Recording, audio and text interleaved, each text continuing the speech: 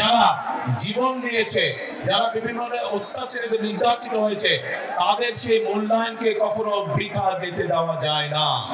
এবং এইবারকার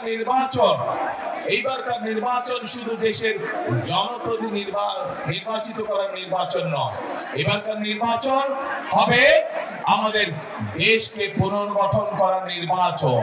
গত এক যুগ ধরে বাংলাদেশের মানুষ তাদের যেমন রাজনৈতিক অধিকারকে প্রয়োগ করতে পারে নাই, তারা কথা বলার স্বাধীনতা পায় নাই, ঠিক একইভাবে বাংলাদেশের মানুষ তাদের অর্থনৈতিকভাবে প্রতিষ্ঠিত হওয়ার অধিকার থেকে অনেক পিছিয়ে গিয়েছে। দেশে সঠিক পরিমাণে আমাদের তরুণদের, যুবকদের যে কর্মসংস্থানের ব্যবস্থা হওয়ার দরকার ছিল, সেই ব্যবস্থা হয়নি। দেশের নারীদের, মা বোনদেরকে মূল্যায়ন করার জন্য তাদের যেই স্বাবলম্বী করে গড়ে তোলার কথা ছিল, সেইটি হয় নাই।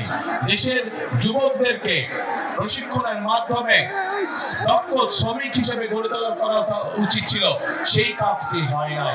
দেশের কৃষকদের অর্থনৈতিক মেরুদণ্ড সহযোগিতা করার জন্য, অর্থনৈতিকভাবে সহযোগিতা করার জন্য যে সহযোগিতা করা উচিত ছিল, সেই কাজটিও করে নাই বিগত স্বৈরাচার সরকার।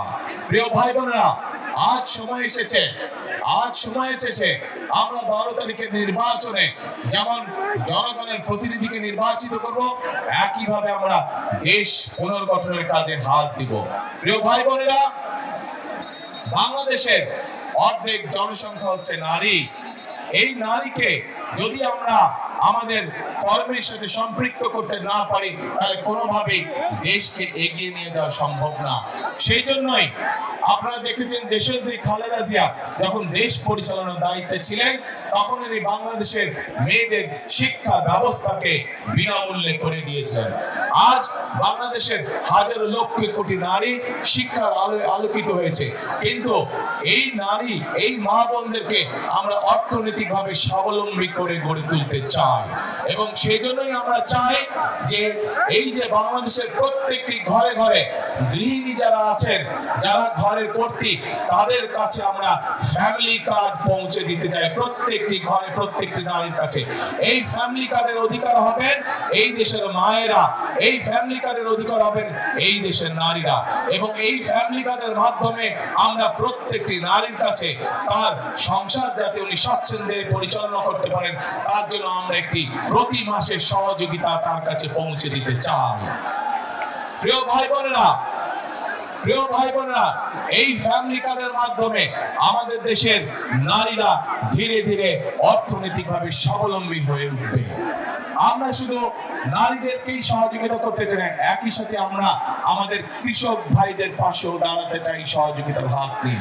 কৃষক ভাইদের জন্য আমরা কৃষি কার্ড নামে একটি কার্ড সকলের কাছে পৌঁছে দিয়ে দিতে চাই, যেই কার্ডের মাধ্যমে কৃষক ভাইরা সহজে ঋণ গ্রহণ করতে পারবে, যেই কার্ডের মাধ্যমে আমরা কৃষক ভাইদের কাছে সহজেই তাদের কাছে তাদের প্রয়োজনীয় সার, কীটনাশক, ঔষধ, ফসলের বীজ আমরা তাদের কাছে পৌঁছে দিতে চাই। প্রিয় ভাই বোনেরা, শুধু এটি নয়, আমরা সিদ্ধান্ত গ্রহণ করছি 12 তারিখের নির্বাচনে বাংলাদেশের মানুষ ধানের শীষকে নির্বাচিত করলে, ধানের শীষের প্রার্থীকে নির্বাচিত করলে সারা বাংলাদেশে 10,000 টাকা পর্যন্ত যে কৃষি ঋণ আছে, সেই কৃষকদের সেই 10,000 টাকা পর্যন্ত কৃষি ঋণ আমরা মওকুফ করতে চাই।